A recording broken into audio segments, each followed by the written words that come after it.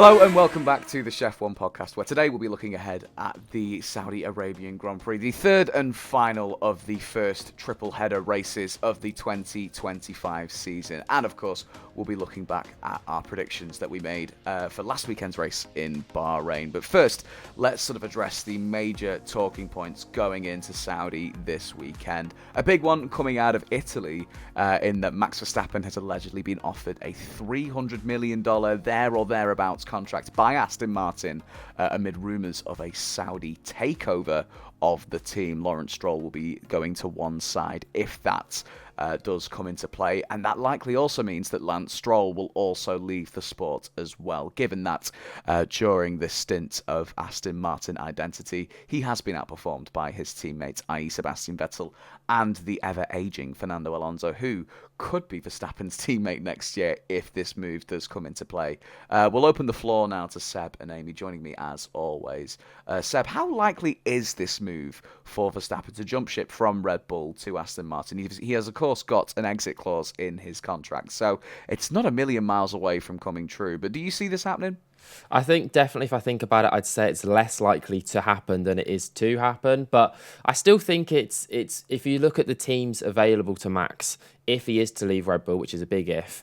But I think Aston Martin are definitely the clear favourite. And if you're just looking at it without the context, you're thinking, well, they're like one of the worst teams this season, probably the ninth quickest car this season. Why on earth would he do that? But there are obviously a lot of factors that have come into it. So obviously Adrian Newey is the big one, but also Honda engines. We've seen how much Max Verstappen gets along with Honda, and he said that he wants to drive them again in the future. So I think that comes into it. And obviously the new regulations is the big thing. If Aston Martin can get it right, then maybe they'll, jump ahead of Red Bull or whatever. So I think that's the big thing. And obviously, if there's obviously more Saudi investment. There's been already a lot of investment from Lawrence Stroll as well into their infrastructure. So they are a team definitely that has, I think, a lot of potential and looking to go places. So I don't think it's a million miles away. It's just how much can you trust that they're going to get it right?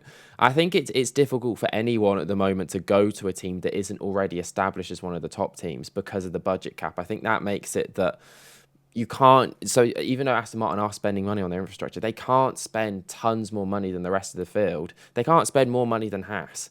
So I don't think there's any guarantees of him going to Aston Martin would bring success. And I think that makes it just the least, that makes it not as likely to happen as it is to happen, if that even makes sense. So I'd still think he will stay at Red Bull, but I think that Aston Martin are the most likely option if he is to leave. Yeah, I like what you're saying there about Aston Martin definitely having potential. Lawrence Stroll has invested a lot of money into the facilities of the team, leaving a lot of room for growth, especially with the new regulations coming in next season. You are right, though. At the moment, Aston Martin doesn't look to be too attractive of an offer for any driver to join, given their stunted progress this season, despite early signs of promise earlier down the sort of lines of regulation window. 2022 was such a great season for them. Fernando Alonso put in an incredible, I suppose you could argue it being an incredible midfield season performance, but they were the second quickest car for a vast majority of that season. So it does go to show that there is definitely, room for maybe a surprise sort of jump up the field for Aston Martin, as we saw in 2022, especially because of how major this overhaul will be. But of course, this season it's a bit of a different story. The car's a lot slower. However, Adrian Newey, of course, hasn't had much to do with this 2025 car, if anything at all. And so I think his attention will be definitely drawn towards next year and the upcoming seasons after that. Amy, I mean, with Aston Martin sort of potentially having a Newcastle-esque Saudi Arabian takeover, what does Max Verstappen, what do they have to offer that Mercedes don't? Because that, of course, has been the other team that has been strongly linked with Max Verstappen. If you're Max in this situation, where would you go? Mercedes, 100%. That's what I was going to say here. However, one thing that Aston Martin can offer is that priority obviously it's Max Verstappen. If Max Verstappen's in the team, he's going to be your number one driver. But I feel like Mercedes are more loyal to their drivers. So at the minute, you've got George Russell, who I can't see them wanting to work together, him and George. But I think because obviously George has got the contract coming up to the end, I think it would be Russell to leave if Max was to come into the team. But they've got a young budding racing driver in Antonelli. I think if he went to Aston Martin, of course, it'd be most likely alongside Fernando Alonso. But I think Alonso would love that, just to be able to sit back, cruise for a Constructors' Championship. How long would he be there for? I don't know. But for me, just the way this is always inevitably going to happen since last season for me with Red Bull and the fall, the fall of the mighty have fallen, basically, where I was expecting it maybe sooner, but the fact that, this weekend there was massive fallouts with Max's manager and Helmut Marko, so much so that the team have had to have a big emergency meeting in Saudi Arabia, that I think it's just bound to happen, and Max isn't happy there. There's so much that's gone on with Christian Horner, so much that's gone on with his teammate, and I just think this is really dangerous and scary for Red Bull. But any team who is going to be offered Max Verstappen, they've got to take it. But if I was him, I think it's more promising to go to Mercedes. If he was to be put alongside Kimi Antonelli, more so than George Russell. I think why don't George Russell and him do a swap is what I'd go for if I was him. I mean, there's no doubt that Red Bull have caught a lot of negative headlines, especially since Christian Horner's, controversy at the start of last season. But we'll sort of try and gloss over that as much as we can, because we have spoke about that in previous podcasts, and of course, it's a very, very touchy subject. But yeah, no, Red Bull, it has been a bit of a calamity for quite some time now. Despite the fact that Max still won the Drivers' Championship last year, it's pretty clear now that McLaren have caught up. And, of course, they've got this, this debacle with their second driver situation. Of course, Adrian Newey leaving the team is a huge, huge loss for them as well. But if we look back to just very quickly Aston Martin, in terms of the risk of going there, it's so rare that we see teams in Formula One that sort of properly ascend from the midfield back into the sort of top half, fighting for wins, fighting for podiums. If we look back to 2019, when Renault brought in Daniel Ricciardo, now of Alpine, of course, since then we've been waiting and waiting and waiting for that team to deliver their promises on fighting at the front, by this time, and that hasn't happened, and you look at the big teams, Ferrari, Red Bull, McLaren, Mercedes, all have had off years in the last sort of 10-year period and have now ascended back up to the top. And so it's a case of, if you're a big team already, it's a lot easier to sort of stay there or at least return there, rather than sort of a midfield team making that step up, it seems. The only team that hasn't really been able to do that properly has been Williams, although it looks to be on the up for them as well now. Of course, being a hugely historic team within Formula One, it has been a pretty rocky ride for the last 10 years or so for them. But yeah, enough about Max and Aston Martin now. I like what you said, though, about the whole George Russell situation. That would be a pretty interesting swap deal, though I don't really see George jumping ship to Red Bull. I feel like he would sort of look elsewhere, given his friction with that team as a whole. But we'll look now to Max Verstappen's, I suppose, last season's championship rival. Technically the season's championship rival as well. We are only still very early into this season. Let's talk about Lando Norris for a little bit, because we're looking back on the Bahrain Grand Prix from last weekend. It wasn't a great performance from Norris across the course of the weekend, and he has been open about that. And it's a case of, Piastri is now looking to be a really, really solid championship contender. Seb, is Piastri now the favourite to win the championship, or are you still back in Norris? I think I'm going for Piastri now, and it's tough. It's hard to say, because it's only been like 2 or 3 races where we've seen this proper title credential ability from Piastri. Obviously, he showed it in glimpses last year, but it wasn't as consistent as Norris. And Norris, we know he's going to be there or thereabouts every so weekend, whereas Piastri, maybe he might be prone to more up and downs. But it feels like everything's starting to come together for him now. Last weekend was absolutely brilliant from him. I mean, it was just comfortable. It was so comfortable. There was never a moment in the race. There was never even a moment really in qualifying where you thought he's not going to be miles ahead of the competition. Whereas with Norris, even when he's had weekends where he absolutely, in a sense, dominates, there are still moments where you're a bit like, oh, here or there. So, yeah, I don't know. I think it's a tough one. I think Norris, I don't think it's going to be easy for Piastri. I think Piastri's going to absolutely cruise away with it, and Norris is going to just fall off a cliff. I don't think that. I think that it's still going to be super close, and I wouldn't be surprised at all if Norris does come out on top, because, as I said before, he is, from what we've seen of the two drivers over F1, I mean, he is the more consistent driver. It's just whether whether he gets that consistency. If he can, I think he definitely is the favourite. Yeah, Norris last weekend, I think it wasn't maybe as bad as as a lot of people suggested, just because it was just that one lap in Q3 where he just didn't get it right on that final flying lap, and because the top of the field is so close at the moment, that put him back more than just P2 or P3 or whatever. So, and then even though he had a good start in the race, he just wasn't quite able to cut through the field. I don't think it was a terrible weekend from Norris. It was just that one pressure lap he just couldn't quite deliver, but he's still got the pace, and I think even in the race, even though he couldn't quite get a 1-2 for McLaren, he still had a decent performance. I don't think he's going to drop off a cliff, as I said. So I think it's still going to be close, but yeah, if I had to guess right now who I think's maybe got more momentum, and I'd go for Piastri slightly. I mean, Amy, you're of course a huge Lando fan, and Lando's been extremely honest about his performances at the start of this season, saying they're not quite up to standard yet. They've been good, but not quite the best they can be. And both drivers at McLaren have been very honest about how that car is now the quickest in comparison to the rest of the field. I mean, what is your take on this sort of battle for the Drivers' Championship? Lando sitting 3 points ahead, but Piastri has picked up one more race win.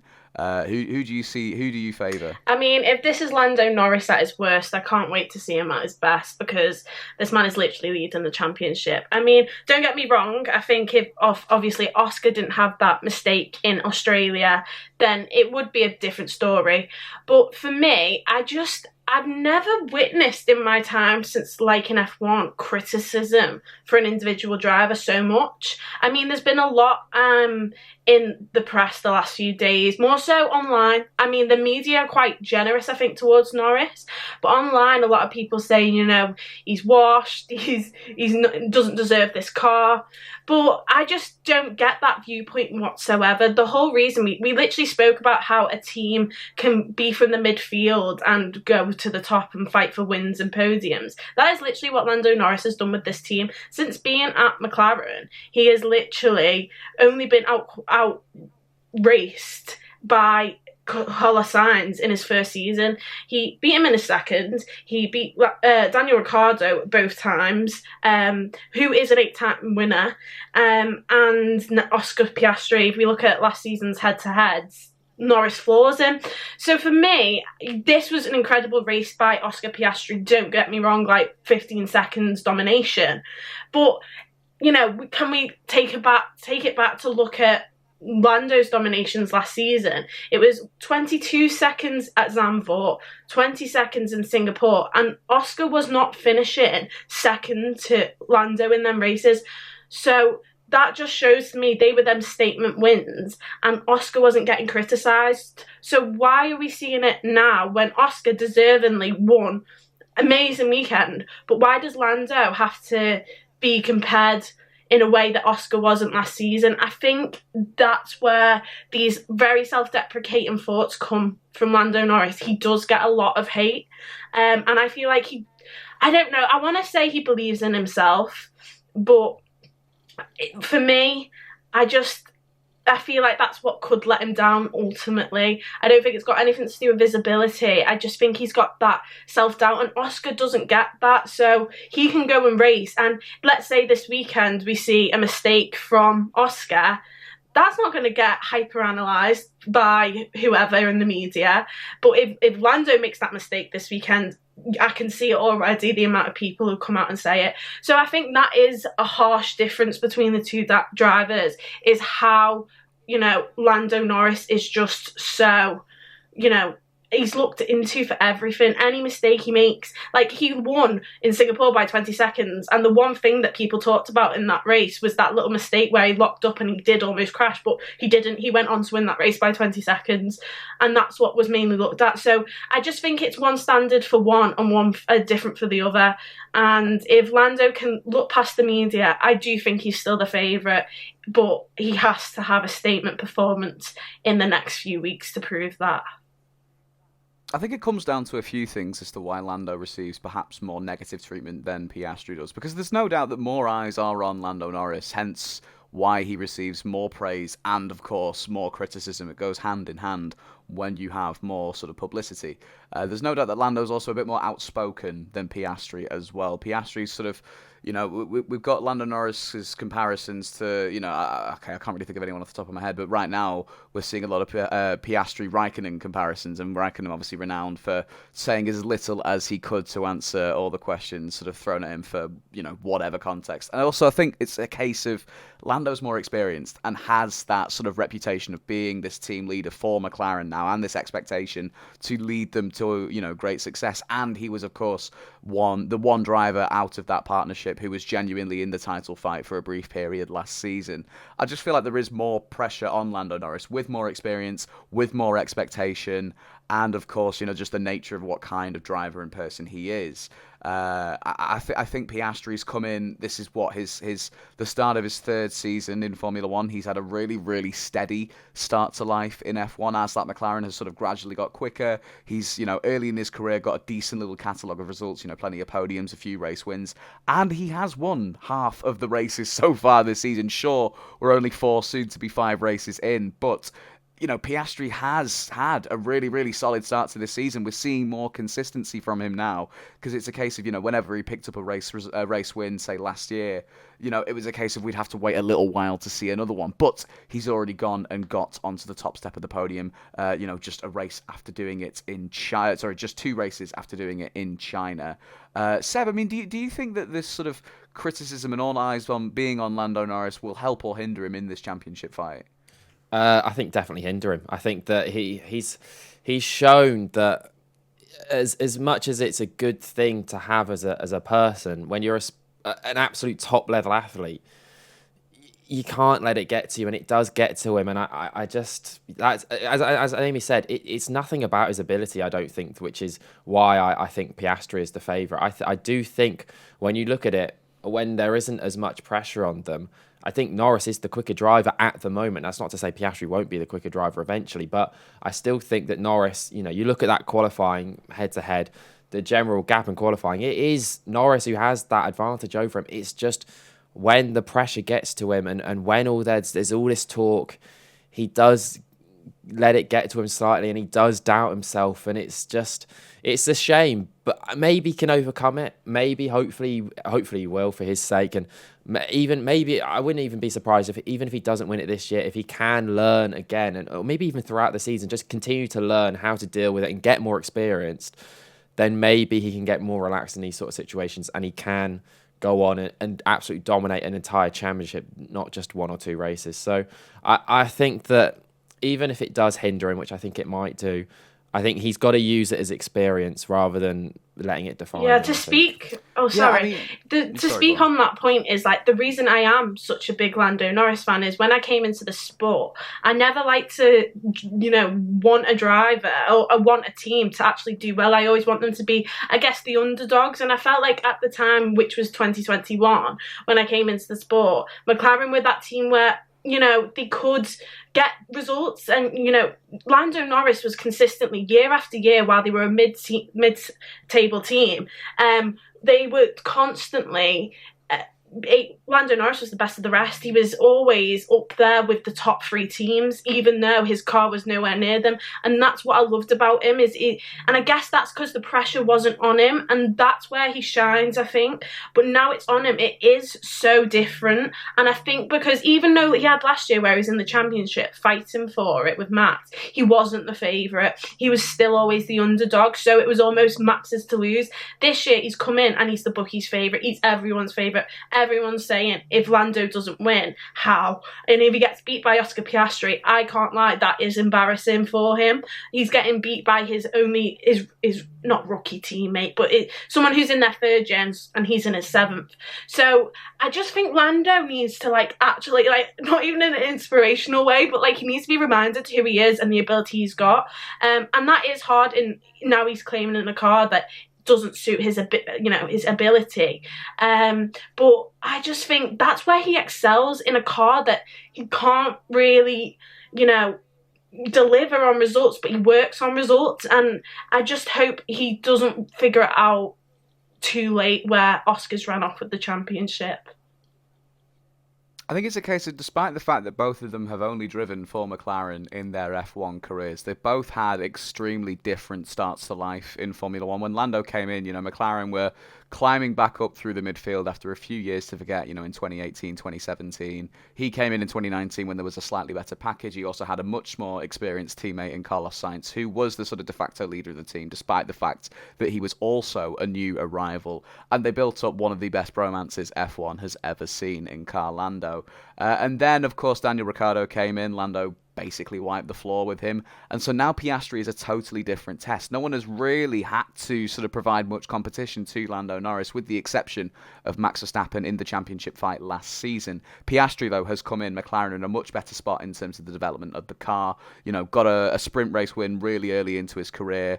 And Piastri is also a driver that's made a bit of a name for himself throughout his junior career as being a driver who hasn't needed much time, in a car to achieve success. Of course, winning Formula 2 in his first season, winning Formula 3 in his first season as well. And coming into McLaren, he's already a favourite for the championship, despite it only being the start of his third season in the sport. So it's a really interesting one to compare because Piastri has this different expectation, lower expectations, I suppose, given how senior Lando Norris is in comparison to the rest of the drivers on the grid. We've got a really young and really talented grid now, and it's a case of we're seeing drivers who were once considered to be, ones for the future, like George Russell, like Lando Norris, like Charles Leclerc, now being the front runners and the faces of the sport for the next few years to come. Okay, before we look ahead to this weekend in Saudi Arabia properly, and of course looking back on our predictions from Bahrain last weekend, Seb, you've been reading up a little bit on how Mercedes in particular have been struggling with the with simulating their cars for the 2026 season and the engine problems they've been facing. Just tell everyone a little bit more about that. Yeah, so I think it's basically all teams appear to be struggling with the new regulation engines. But yeah, it's come out some news about Mercedes struggling with basically the engines basically sort of conking out by the end of the straight in Monza. It would be because of the long straights in Monza. It would essentially conk out by the end of it and not be able to give power, which is not great, is it? It just doesn't sound like a great start. And obviously, it's actually, you think this is something that would come out a couple of years ago. The fact it's coming out and it's less than a year until these engines are going to be in the back of the cars, it's not great. But it does. They are still the favourites. They are still the favourites. That's what the rumours in around everyone. It's been for quite a long time that Mercedes look like they're going to be quite a long way ahead of everyone else in terms of the engines, but even they're struggling. So I struggle to think how bad the other team's engines are going to be. But Red Bull are one of those who currently just can't get it to work. They just can't they can't link like the electrical and whatever, like the hybrid sort of side of it. They can't get it to work. So they're thinking about potentially, but this was a very vague rumor. Okay, don't trust this in the slightest. But I did see something about potentially Red Bull putting their Red Bull powertrain Ford collaboration engine in the Racing Bulls next year, but maybe going back to Honda. I don't know if they'd be allowed to. I don't know if Aston Martin might have signed an exclusivity contract deal, so I'm not 100% sure on this one, but Honda may be powering Red Bull again next year. Obviously, they will have a good relationship, and with Yuki Tsunoda potentially in that Red Bull car next year, that could open up a few doors for them to just extend that collaboration a little bit longer. And I think arguably it would make sense for them to do that anyway, because obviously the Red Bull powertrain Ford collaboration is not going to be proven in the slightest, even though they have been trying to work on it a bit with Honda in the last couple of years. But I think that would make sense anyway to do that, even if the engine they do manage to get it to work. But yeah, I'm not sure about obviously the legality issues around that one, but it does seem like basically all teams are struggling with the engines for next year. And I mean I do think that makes it kind of exciting, as worrying as it is. I don't know, just speaking specifically on this Red Bull situation regarding the engines and testing their new powertrains with the RB, I don't know if I'm just making this up, but didn't they put the Honda engines in their sister team first, and then but before moving to them themselves, moving on from the Renault engines a few years ago? So it's something that Red Bull have done before. And so it's a case of that is another reason as to maybe why people aren't so fond of Red Bull having a sister team, because they can sort of do this major car performance trial and error. But I feel as though again with that Aston Martin Honda, I don't think they can sign an exclusivity deal now, because if Red Bull go into next season theoretically without a powertrain to choose from, Of course, Alpine jumping ship to Mercedes, so then Honda would be their only customer would be Aston Martin. So I think they would be obliged to provide engines for Red Bull, given that they have the least amount of customers. I might just be making that up. Yeah, it's a confusing one because obviously there's actually going to be quite a few engine manufacturers with only providing one team. So obviously Audi making their own engines next year as well. So and if Red Bull can, provide an engine for Racing Bulls next year, then you'd think that they'd have to be able to provide. They do have an engine to give to Red Bull. So I'm not sure how that's going to work. So. Yeah, I have no idea, basically. Yeah, interesting. You brought up Audi there briefly as well. I mean, Cadillac using Ferrari engines, so that does sort of limit down their opportunities even further. But yeah, interesting. I mean, there are reports saying that these engines for 2026 could be slower than the F2 engines that will have, less horsepower. So if you want to run back that clip of the Fernando Alonso GP2 engine little rant on the radio, then that is really crazy to think about if these cars are as slow as the teams could be fearing, which makes me think that we should also go back to the V10 engines as well. FIA, maybe have a little bit of a listen to what sounds right. Anyway, quite literally. But we'll move away from the engines now and look ahead to Saudi Arabia. We've got some upgrades coming in. McLaren making some aerodynamic efficiency upgrades. Of course, Saudi being such a unique track in that it has more corners than any other track on the calendar, yet it is so high speed. A lot of them, it's something like you're flat out for something like 70-80% of the lap, which is just obscene to think about. And so lots of teams making little iterations to their car, some track specific upgrades as well as ones that they'll keep for longer parts of the season up and down the field. I think Haas, RB and specifically Stake making lots of sort of single weekend adjustments to their cars. But now we do this every single ShefF1 podcast episode. We do largely base our port of conversation surrounding our predictions for each weekend. Now, first, before we go on and predict Saudi Arabia, let's have a look at how we got on last weekend in Bahrain. A lot of points were scored across the three of us. Seb's still struggling a little bit there, but I finally picked up some consistency, so I'm happy with that. But let's look back to who we predicted to finish on pole position. Amy, you got it bang on with Oscar Piastri. Do you think he could replicate the same this weekend? Well, I feel like I'll discuss that in a minute. Yeah, I think, But I was very happy. I felt like Oscar knew Bahrain track very well, and he's just such a smart, intelligent driver that he can literally put what's going on in his brain out on the track. And yeah, he did that. He was very smart and strategic with it. And I don't know if you've seen, but online, which is always never a trusty source, but it's track the two going out. So Oscar went first on his final Q3 lap, and it was said that he slowed right down, stopping Norris from getting past him. It's the biggest stretch ever, right? But a lot of people are claiming that Piastri actually, didn't do Lando any favours in the warm-up lap for the final lap in quali, and apparently that was the reason why Lando's tyres were cold, and that's why he made a mistake. I don't know how true it is, but if Piastri did that, fair dues at the end of the day, because that's what's going to win him this championship if he is doing smart strategic moves like that.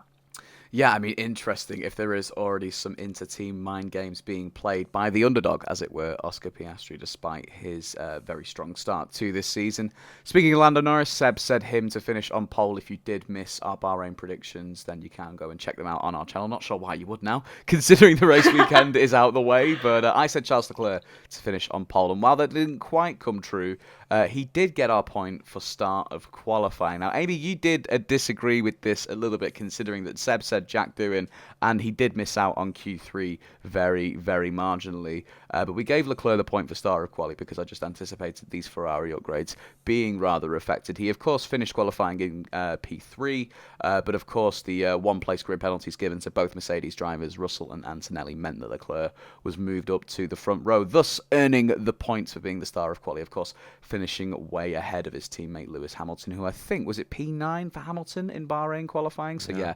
hardly an ideal Saturday for him. But the flop of quali, Amy, I mean, we're speaking about him now. You said Lewis Hamilton and you earned the point for that. In terms of the podium, only 2 points scored out of a possible 9. Amy got 1 for predicting Piastri to win the race, and Seb said Lando Norris to finish in P3. The less said about the rest of those predictions, though, I'd say the better. I mean, I was pretty close. If George Russell weren't so good, I would have got a 1-2, and I would have got best team, but we don't talk about it. Yeah, I mean, it was a phenomenal race weekend for Russell last time out in Bahrain, having so many technical difficulties to deal with on track, and managed to power through all of that. You know, it even got to a point where it said, as long as the steering wheel stays on the car, then I'll continue to race, which, I don't know, is it that safe racing without a dashboard? Anyway, that didn't quite happen for George Russell, but it was a really, really tricky time for him, and it was very impressive that he was able to hang on to P2. But of course, none of us predicted that. However, driver of the day, now I'm absolutely buzzing with the following predictions. I said Esteban Ocon to get driver of the day, beating Amy's prediction of Antonelli and Seb's of Max Verstappen. Now, I don't know, Seb, if you want to run back the clip when you're in the edit, but I literally said word for word that Ocon could finish from anywhere between P7 and P9. He finished P8, and Behrman could also sneak into the points as well, and exactly that happened. So Ocon driver of the day, P15 to P8, a really, really solid weekend for him, without a doubt, and a great points haul for Haas too. But, you know, briefly before we go on to our best team, we'll talk about the flop of the weekend as well. Amy, you said Liam Lawson, marginally beating out my prediction of Fernando Alonso. Seb said Alex Albon, which quite the opposite happened for him, I would say. It was a pretty tricky race for Williams all round, but Albon did pretty well, I would say. But yeah, let's just talk about Liam Lawson briefly. I mean, it's not been the dream return to RB like he would have wanted. Are you happy with that prediction, Amy? I mean, yeah, it's a bit of a sure thing. I mean, I feel like you might think I'm slagging him off a lot of the time, but it's working in my favour, so keep doing you, Liam. And yeah, it's pretty not ideal when you're getting outbeaten on a return to the junior team, which you should be better in, more comfortable in. You're getting beaten by your rookie teammate in Isaac Hadjar, so it's not ideal. But I do think he'll come back from this. Obviously, that demotion from Red Bull was a bit of a shake-up, so I think it'll take a while for him to get used to things. Yeah, and then just finally the best team prediction, as none of our shop predictions came true. I said Haas, again for the exact same reasons why I just said before about Ocon, you know, and Behrman picking up the points as well. Amy said McLaren, nearly came true, as we are now only saying that if you predict McLaren to be the best team, they have to finish in a 1-2 position. So Haas picked up the point for best team. So going into Saudi Arabia, Amy is miles ahead with 16 prediction points. I think this Amy Hammerslag dominance could bore fans. I have half of that points total on 8, and Seb is on I'm sorry to say this, mate, a rather measly 6. Fingers crossed for you. You can bounce back a little bit this weekend. Let's go on to our Saudi Arabian Grand Prix predictions. Let's start off again in the same order with pole position. Seb, we'll start with you. Well, obviously don't trust me on these because they're going to be useless, but I've gone for Oscar Piastri. I think that he's got obviously great momentum from last weekend, and he's gone well around Saudi before. I can't see any reason why he wouldn't do well again this year. He actually out-qualified Norris, I think, quite a lot last year. So, yeah, I mean, if you're reading into that, it was one of the few weekends where he did out-qualify Norris. So, yeah, I mean, for that reason alone, he looks comfortable. McLaren's quickest car. I'm going for Oscar Piastri. Yeah, I mean, I echo those thoughts. I mean, this consistency that Piastri has found himself into, this rhythm that he has managed to establish, I think does mean that he'll be pretty tough to pip off that pole position. Amy, I asked you earlier who is finishing on pole position for Saudi Arabia, because no matter who you predict, it'll probably come true. Well, this is the thing, is like, don't mean to brag, but normally what I say happens. So last weekend I committed to a domination by Piastri, and that's not what I want as a Lando fan. I'm a McLaren fan first and foremost, but yeah, I've got a cup with me right now that says in my Lando Norris era, and that's exactly what I am. I am going full Lando this weekend. He's got to come out with a statement. And we spoke about, you know, how does he deal with, you know, I guess not hate, but criticism from, you know, the press and obviously online and fans. I think he's either got to hit back with a statement win and a statement pole, or it's going to be a crash and burn. And I'm going with the pole. I'm going with a domination weekend from Lando Norris, so that's going to start with a pole position for him. But he was going top of the timetables until, do you know who's top of the timetables right now? It's The man Gaz himself. The Gaz man. Mr. Yeah, Pierre Gasly. we are Oh, recording this yes. episode during FP1, so we'll keep a little eye on that as we are making our prediction. Okay, next prediction to make now is, of course, our start of qualifying prediction. So just because we've predicted Piastri and Norris to finish on pole doesn't necessarily mean they'll be the stars of qualifying. That's become a little bit of a trademark now. Amy, we'll start with you. Are you going to say Lando to be the star of quality, or are you saying someone else? I'm not. I'm going with someone who I've just rated so highly this season. You can't look past him. I think Mercedes will be... I think they'll be decent round here. I mean, they've been fast, and I feel like that's something they struggled with last season, and I'm going with George Russell out of the two. I mean, I'd love to go for Antonelli here, but George is just proving me wrong every weekend. I keep saying, Antonelli's going to get ahead of him, but I just can't prove that anymore. George Russell has been incredible, and therefore I think he's going to be up there, potentially starting on front row. Seb, over to you. So I'm going to go for someone I predicted last weekend. And do you know what? I think he had a great qualifying last weekend. Jack Doohan. I said it off camera. I've been really impressed by him so far. I've said it on the podcast as well. He's so much quicker than I thought he was going to be, even going back to Abu Dhabi last year. I'm really impressed by him. I know there's obviously, not much expectation around him, but especially when it comes to qualifying, maybe in the race, obviously last weekend he dropped off quite a lot when he was on those hard tyres, but before that, he was running in the points. He looked like he was destined to score his first points. And in qualifying, P11, 0.017 off Q3. He has got pace. And if that Alpine continues at pace that had last weekend, and it looks like they might do, if we're looking at FP1, I have no reason to think that why Doohan wouldn't be one of the stars of qualifying. I think he's close to Gasly in pace over one lap. And yeah, I think I'm going to say it again, Q3 for Jack Doohan. Yes, he's crashed before here, I think with Sargent a couple of years ago, but it doesn't matter. He's getting in Q3. Fair enough. I mean, he's not got long left before that illustrious 6-race time limit to prove himself. So maybe a Q3 appearance for Doohan here could be enough to secure his spot at Alpine for the rest of the season, despite, I'm sure, Franco Colapinto being hot on his heels for that position.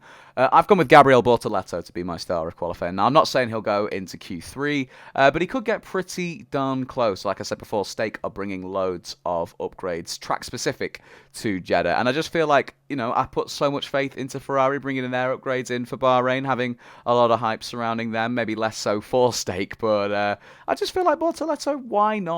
It's a bit of a curveball shot, a bit of a vibey prediction. We like to do them here every so often. But I like what I've seen from Bortoleto so far. Quite hard to judge how good of a start of the season it has been for the young driver, but he's fairly consistent. He's matching Hülkenberg. It's just been a quiet one for him. Exactly how we anticipated it to go, given how terrible that Stake car looks. But if they are preparing a package that could do well around Saudi Arabia, then I have full faith in Bortoleto to take that car pretty near to Q3, but maybe not quite breaking into the top 10.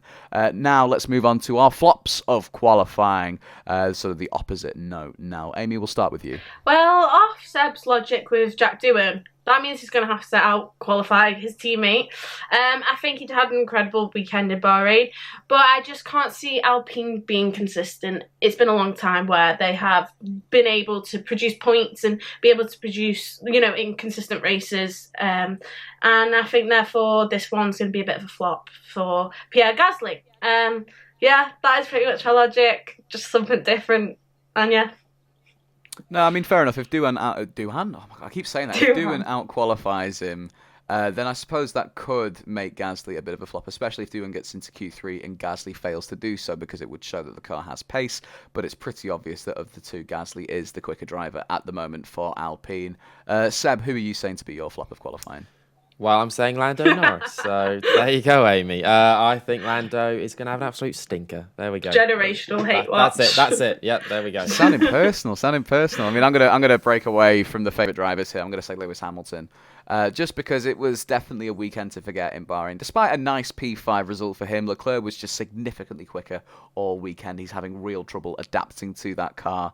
And if you're not quite in tune with your car just yet, Saudi Arabia is possibly the worst track to have in a way to try and get to grips with what looks to be a pretty difficult Ferrari to try and understand. But I just feel like, yeah, he could make it into Q3, but Leclerc could just be a lot quicker than Hamilton. And, Saudi Arabia, it's a bit of a Marmite track for Lewis Hamilton as well. So, yeah, I'm saying Hamilton to be my flop of qualifying, which I hope isn't the case because it's only a matter of time before he does establish some rhythm at Ferrari. We all know how good Lewis Hamilton is. But, yeah, definitely not the start of the season that he was after, despite all the alleged aura farming from Ferrari's media team before the start of the season. Let's move away from qualifying now and go on to our predictions to finish, to which drivers will finish on the podium on Sunday. Seb, we'll start with you. I sort of forgot I'd done this. P3. P3, I've gone for Esteban Ocon. Okay.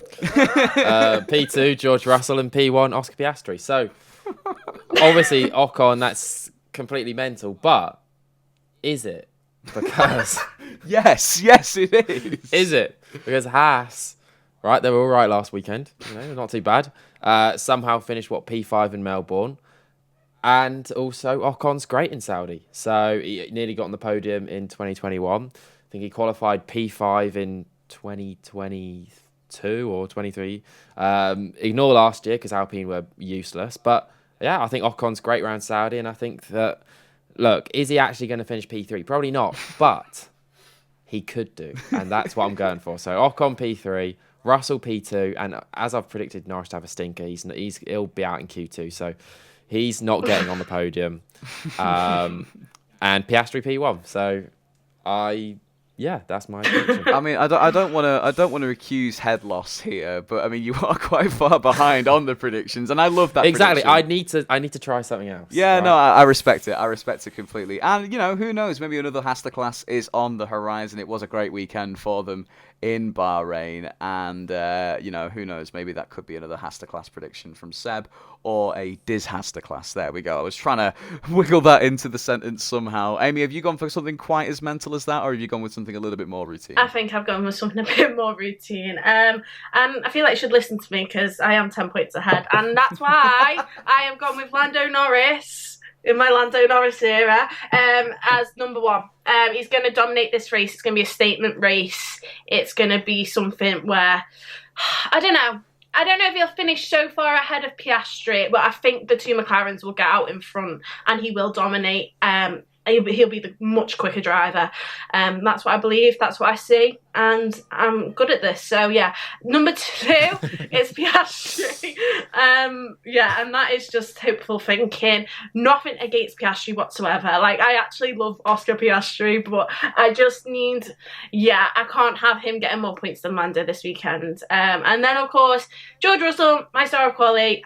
You just can't look past him. I think he's been sensational in that Mercedes. And my only issue with it is I don't know how fast the actual car will be. I have no doubt in his ability, but I feel like this weekend could potentially be a quicker weekend for Ferrari. But I'm backing George. He's grown on me. I used to hate George, and now I love George. So let's go, George. I mean, I like that. I like that a lot. I've gone with a bit of a sort of inverted prediction to yours. So I've said a McLaren 1-2, but I think Piastri will get the job done after finishing on pole position. I think Norris will come up a little bit short in P2, but still a solid weekend for McLaren without a doubt. And then I'm saying Kimi Antonelli P3. Now, my dog is barking like mad ever since Seb made the Esteban Ocon prediction, so I apologise in advance for that. However, I think now that I've said Antonelli P3, she's just started barking again, so maybe we're getting that wrong. However, I'm not doubting George Russell. He has, I would say, been the driver of the season so far. Of course, very early days into this, but he's been ridiculously consistent, and it's been definitely a very impressive season for him so far. However, in terms of how this Saudi Arabia track pans out for drivers in the race, I just think it suits the way in which Antonelli approaches the Sunday so well. I mean, that guy has been single-handedly the most entertaining driver to watch on the grid so far this season, making moves, no matter who it is. If you look back to Australia, he made a really nice dive bomb on Fernando Alonso, someone who is almost, 3 times his age. So, Antonelli has been wonderful to watch this season. And I just think the nature of which Saudi Arabia falls into, Antonelli's favour a bit. I think it's an easier track to overtake around than we've had previously. Bahrain was also an easier track to overtake around, and Antonelli did just that.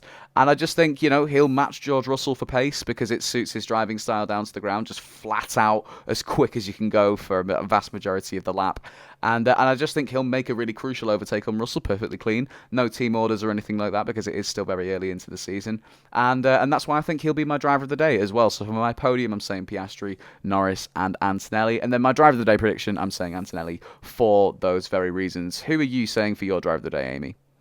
I'm going with my statement driver, Lando Norris. I'm going all in, not holding back, and I just think he's going to have a sensational drive. Also, by the way, can I just quickly do all of mine? My thing's about to die. So for my flop, I've gone for Max Verstappen, which I'll explain a little more later, but I think it's going to be the be-all and end-all for Verstappen because I think this is going to be the turning point and it's going to be a generational head loss. So for my best team, I've gone for McLaren. Again, I can't really deny if I'm going for a 1-2. They are surely the best team, so therefore I am going with McLaren as best team for this weekend. So yeah, as I explained, Verstappen is going to have a flop because it's going to be, he's not going to DNF, but he's not going to score points. And I was speaking about this before recording, and we were saying that I think the last time Verstappen, without having an issue with the car, did not finish in the points was, when was it, Seb? It was 2015, Abu Dhabi. So that is insane. And if that actually comes true, then, I mean, that's 10 points to me. 10 points to Gryffindor. But I will take a Max Verstappen DNF too. He's not going to get any points.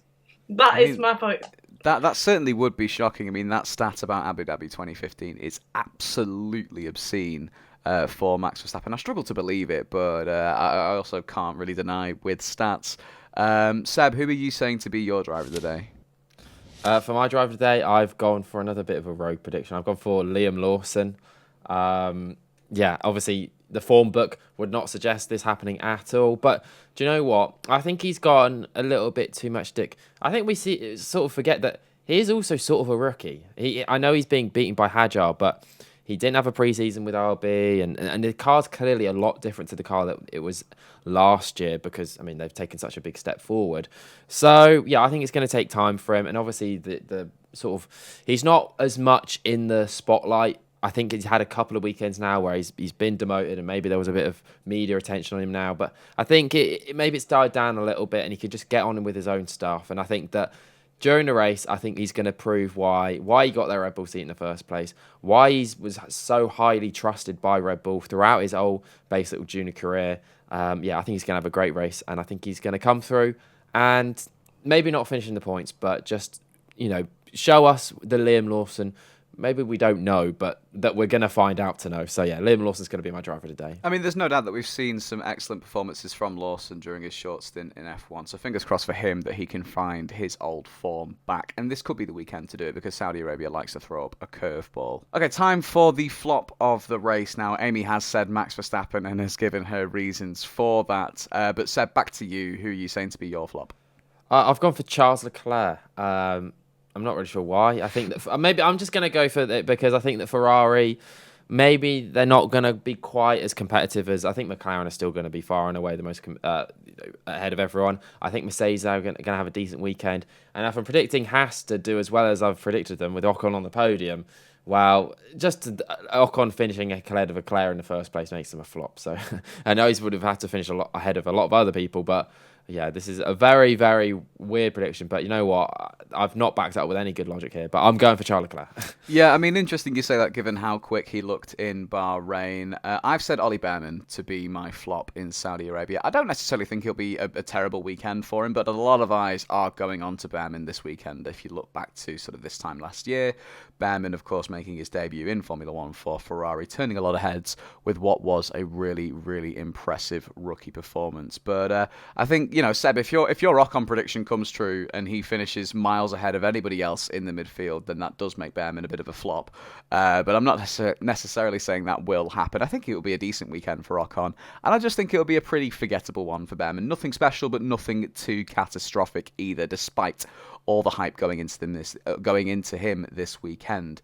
But now, enough about the drivers. Let's go on to the teams. Amy has said McLaren to be her best team, banking on a 1-2 for the Papaya outfit. Seb, who is your best team this weekend? Another strange prediction. I've gone for Alpine. Basically, I've just stacking my predictions in for the midfield. As if one of the midfield teams has a good weekend, I might get some points here because, Alpine, if we look at FP1, Pierre Gasly, quickest. Obviously, it's not the most representative session of, compared to the qualifying time and race time, but still, I think that he could have another good weekend. And as I'm predicting Jack Doohan to have a good qualifying, I'm not actually predicting Jack Doohan to beat Gasly in qualifying, just to get to Q3. I think they'll both get to Q3. And then I think if they can get another double points, or their first double points haul of the season, I think that for them. And then they can establish themselves back as top of the midfield, because they had a bit of a shaky start of the season. But if they can, they've worked on their car, understand it a bit better, get the tyres into the right sort of working range when it comes to qualifying, I think that Alpine can have a really good weekend. Yeah, I mean, I've said Mercedes based purely on the fact that Antonelli I think he will finish P3, and then Russell won't be far behind him in P4. Now, I probably should say McLaren to be team of the weekend, because I am also predicting a Piastri and Norris 1-2, but I feel as though it'll be more likely that Mercedes could have a 3-4, maybe even a 2-3, than that McLaren 1-2, just because that is a pretty tough thing to predict, despite the fact that they do have the best car at this point.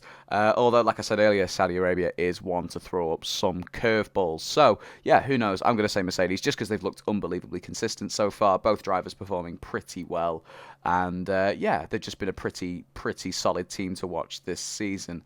Amy said her shot prediction now, the final prediction that we like to make at the end of each video, of Max Verstappen not to DNF, but to also not finish in the points. And as Seb said, that would be the first time that has happened since Abu Dhabi 2015. A retirement through no fault of his own, or a finishing outside the points through no fault of his own as well, rather.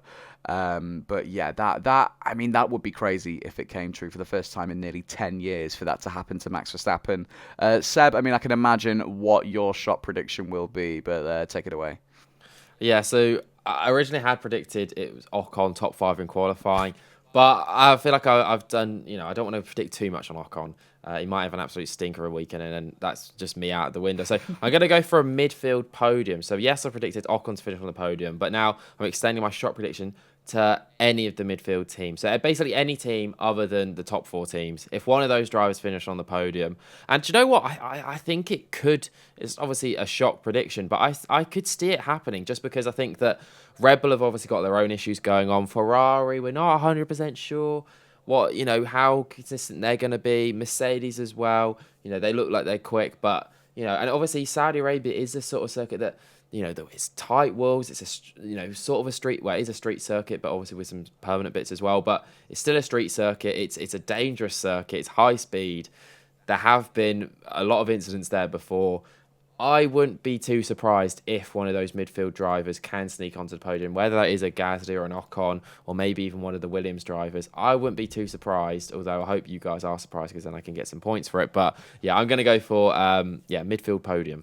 Yeah, fair enough. We always like to see a bit of a shock podium result, and I would love to see that happen, to be fair, whether it's Ocon or whether it's anyone else in that midfield. And I like that you've sort of managed to define who we consider it to be in the midfield now. So no one in those top 4 teams. So that's what McLaren, Red Bull, Ferrari, and Mercedes. I've gone with a bit of a cop-out for my shot prediction. I'm saying a deserving driver of the day. If we look back to Bahrain, Hamilton was the one that won the fans' vote for driver of the day, and I can think of so many drivers that were more deserving of it than him. I mean, his teammate, first and foremost, Charles Leclerc, was just quicker. Oscar Piastri, of course, with a dominant race win. George Russell fighting quite literally any technical difficulty and still finishing P2. I think it was a great weekend for Gasly. Ocon had a better drive. I think Behrman had a better drive. And a couple of other drivers as well doing better than Hamilton. If we look back to earlier in the season as well, Kimi Antonelli perplexed on the radio as to why he finished as driver of the day in China, despite it being a pretty mundane weekend for him.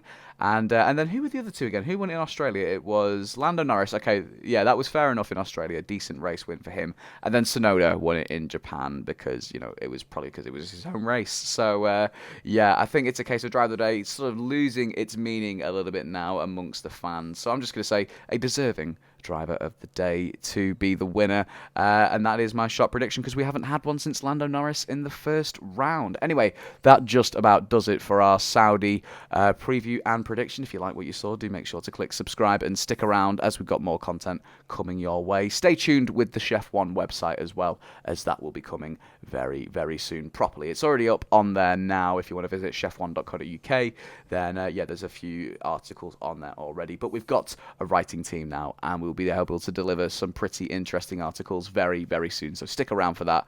That's chef1.co.uk. But thank you all very much for tuning in. Thank you to Seb and Amy for joining me as per, and we'll see you in the next one. Goodbye.